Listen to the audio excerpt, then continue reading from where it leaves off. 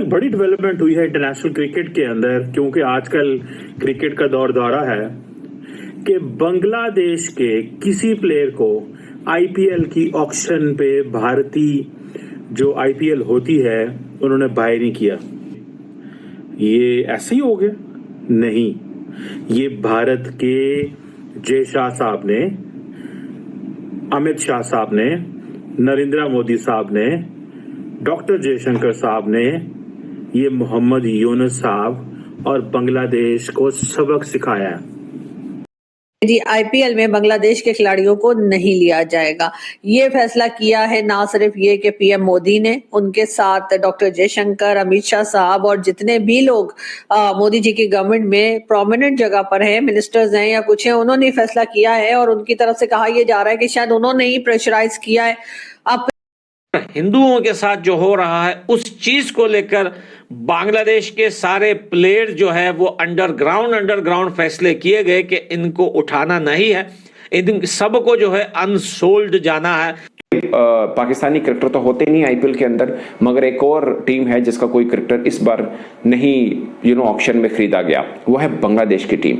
और एक अफगानिस्तान की टीम है, उसमें उसके काफ़ी क्रिकेटर खरीदे गए हैं। करीम जन्नत उसमें है, गुरबाज। मुझे ज़्यादातर तौर पर ये लगता है कि पॉलिटिकल कनेक्शन नहीं है, बांग्लादेश के प्लेयर्स की परफॉर्मेंस भी कुछ खास नहीं रही है।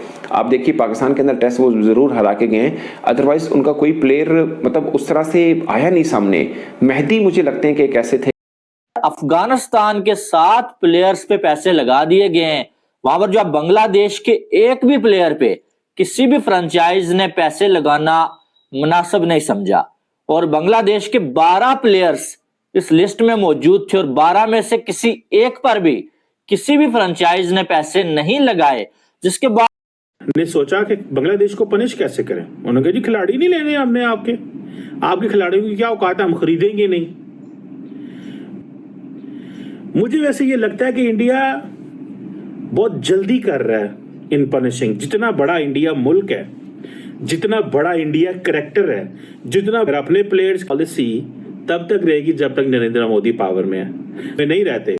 जय शाह जो इस वक्त के क्रिकेट बोर्ड के चेयरपर्सन हैं, जय शाह को शायद उनके फादर अमित शाह साहब ने और साथ साथ मोदी जी के लोगों ने, खास मोदी जी वगैरह ने भी शायद यही कहा है कि बांग्लादेश से कोई खिलाड़ी ना रखा जाए, और ये यकीनन बांग्लादेश के लिए एक बहुत बड़ा नुकसान होगा, क्योंकि जाहिर है जैसे मैंने आपको बताया कि इसमें ना सिर्फ ये कि एक बहुत प्रोमिनेंट किस्म के एक बहुत बड़े इवेंट का वो हिस्सा बन रहे थे, के जरिए जो है वो उनके खिलाड़ी जो है वो अच्छी खासी रकम भी कमाने के काबिल हो जाते थे, जो कि पाकिस्तान को भी नुकसान हो रहा है।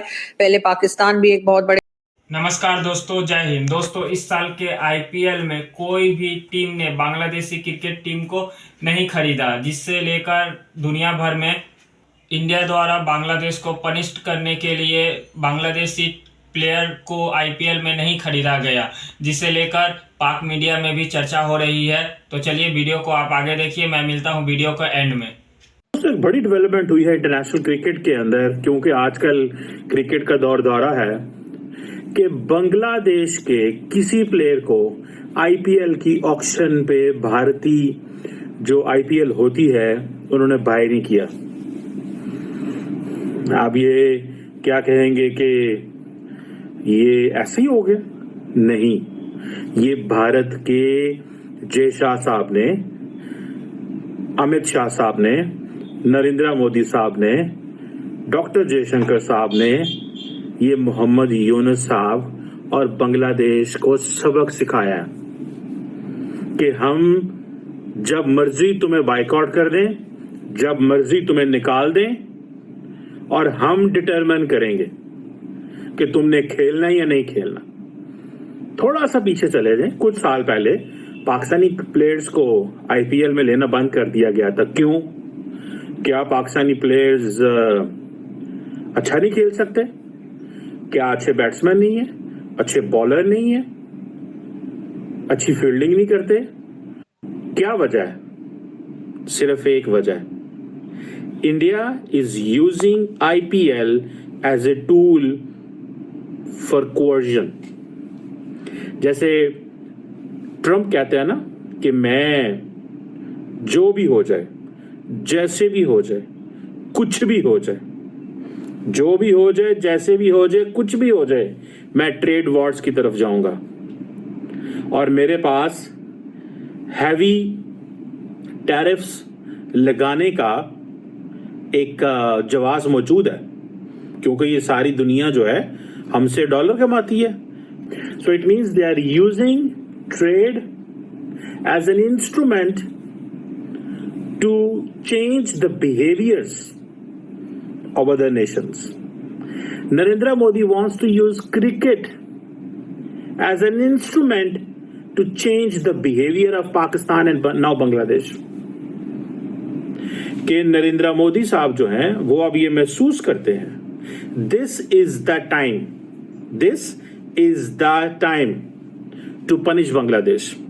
And if we have to punish Bangladesh, then we should punish the turf, and we should punish looking where we can best punish them. देश और इंडिया के बीच में एक अब वो जिसे कहते हैं ना, एक टसल, कोल्ड वॉर लफ्ज तो नहीं अच्छा लगेगा, एक बिहाइंड द सीन जो चीजें चल रही थी वो अब सामने आना शुरू हो गई हैं. नरेंद्र मोदी साहब जो हैं वो क्रिकेट का इस्तेमाल करते हैं, क्रिकेट डिप्लोमेसी का इस्तेमाल करते हैं. क्रिकेट आज फॉर एग्जाम्पल ऑस्ट्रेलिया के प्राइम मिनिस्टर ने मुलाकात की है इंडियन क्रिकेट टीम से. So they have build cricket to this level, they have brought cricket to this level, जहां पे वो समझते हैं कि हम एक बड़े पैमाने के ऊपर इंगेज कर सकते हैं, बड़े पैमाने के ऊपर इंगेज कर सकते हैं. जितना बड़ा इंडिया मुल्क है, जितना बड़ा इंडिया करैक्टर है, जितना बड़ा इंडिया के इंटरेस्ट है पूरे खित्ते के अंदर, अगर वो इमीडिएटली बांग्लादेश को पनिश करना शुरू कर देगा एंड ऑलिव ब्रांच नहीं देगा, ये सिग्नलिंग है. कोई वो जो पैसे बांग्लादेश के खिलाड़ियों को जाने हैं वो कोई बांग्लादेश में कोई वहां पे कोई नया 2 अरब का प्रोजेक्ट नहीं शुरू हो जाना, अरब डॉलर का. Is signalling, you are doing signalling. कि अमित शाह साहब के जो बेटे हैं जय शाह साहब, उनको बिठाया ही इसलिए गया है because cricket is a lucrative thing. वहां पे पैसा भी बहुत है बीसीसीआई में, एंड आप अपनी मर्जी से चीजें भी प्ले कर सकते हो. That is so simple. ये बड़ी सिंपल सी चीज है. क्रिकेट को एज ए टूल इस्तेमाल किया जाता है, कोवर्जन के तौर पर एज ए टूल इस्तेमाल किया जाता है कि हाँ जी हमने पाकिस्तान को दिया था तो हमने ठीक कर दी थी तबीयत पाकिस्तान की, ठीक कर दी थी ना तबीयत पाकिस्तान की, अब बाकी भी ठीक हो जाएंगे सारे इंशाल्लाह. आईपीएल में भी पहले हमारे खिलाड़ी हुआ करते थे, लेकिन अब आईपीएल से जो है वो पाकिस्तानी खिलाड़ियों को उन्होंने रखना बंद कर दिया है. और उसका मेन रीजन यही है कि भारत के साथ जो टर्म्स हमारे रहे हैं, भारत को जो पाकिस्तान के साथ शिकायतें रही हैं और कई एलिगेशंस जो लगाई गई हैं, उनमें से कई तो ऐसी हैं कि जिसे पाकिस्तानी खुद भी कहते हैं कि हाँ ये गलती पाकिस्तान से हुई है. पाकिस्तान के खिलाड़ी वो भी हुआ करते थे, लेकिन जैसे मैंने कहा कि टर्म्स ठीक नहीं रहे, तो उसके साथ ही पाकिस्तान की लोगों को या पाकिस्तान की जो क्रिकेट के लोग हैं या क्रिकेट के खिलाड़ी हैं उनको इंडिया में उन्होंने आईपीएल में लेना छोड़ दिया.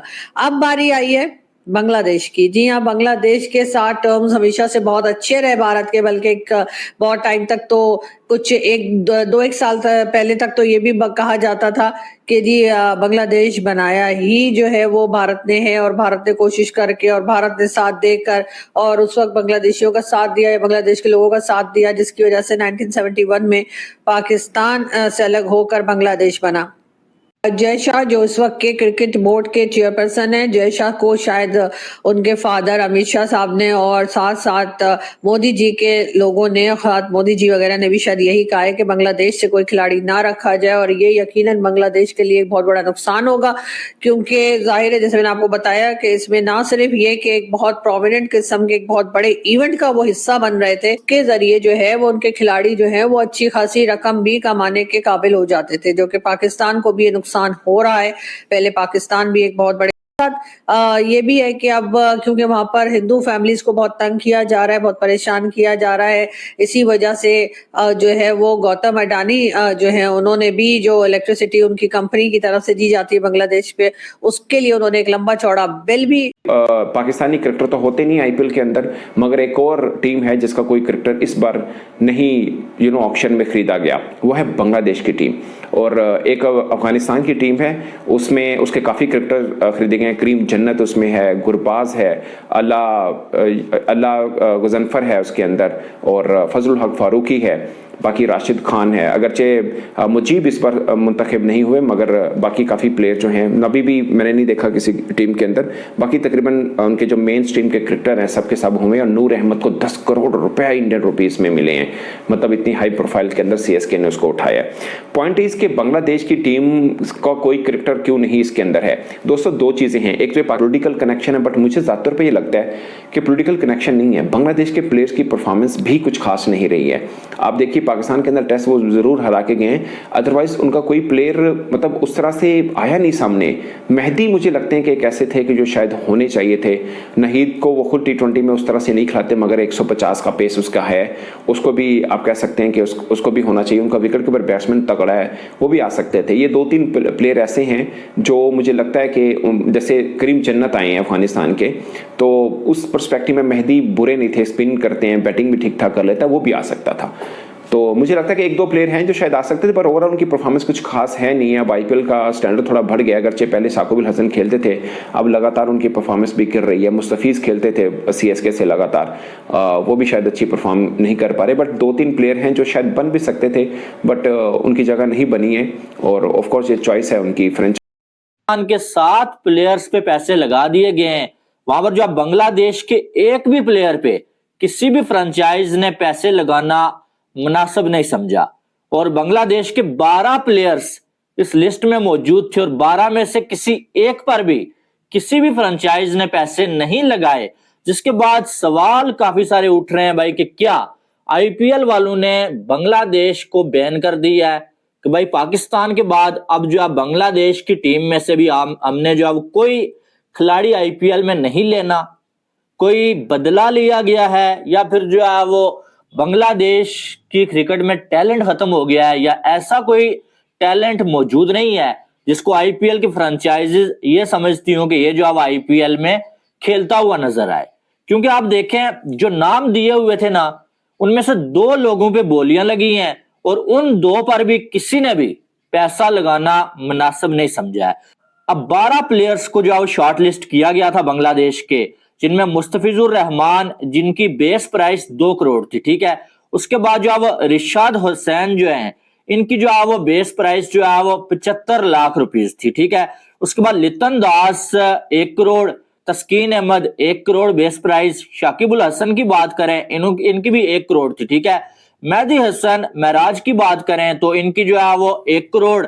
शरीफुल इस्लाम इनकी भी जो है वो कितनी थी, 75 लाख रुपीस।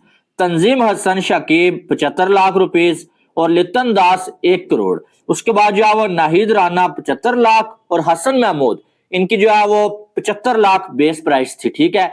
और मुस्तफिजुर रहमान जो है, इनकी सबसे ज्यादा 2 करोड़ इन्होंने बेस प्राइस जो है रखी हुई थी, ठीक है।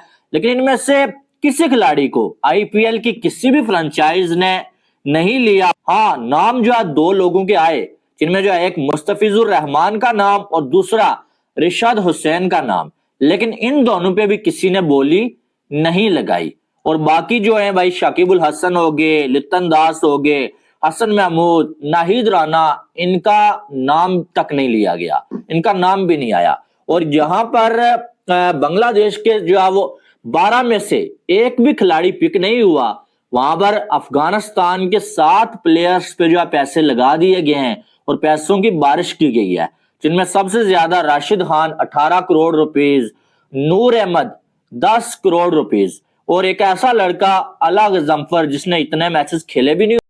दोस्तों, जैसा कि आपने देखा कि इस बार के आईपीएल के ऑप्शन में आईपीएल के किसी भी टीम के द्वारा बांग्लादेशी प्लेयर्स को नहीं खरीदा गया, तो जिसे लेकर दुनिया भर में ये चर्चा हो रही है कि क्या बांग्लादेश में पॉलिटिकल बदलाव के बाद हिंदुओं पर जो अत्याचार हो रहे हैं, हिंदुओं के मंदिरों को तोड़ा जा रहा है, उनके घरों को जलाया जा रहा है, जिसके चलते भारत सरकार ने एक सख्त स्टैंड लेते हुए बांग्लादेश के प्लेयर्स को आईपीएल में नहीं लिया गया।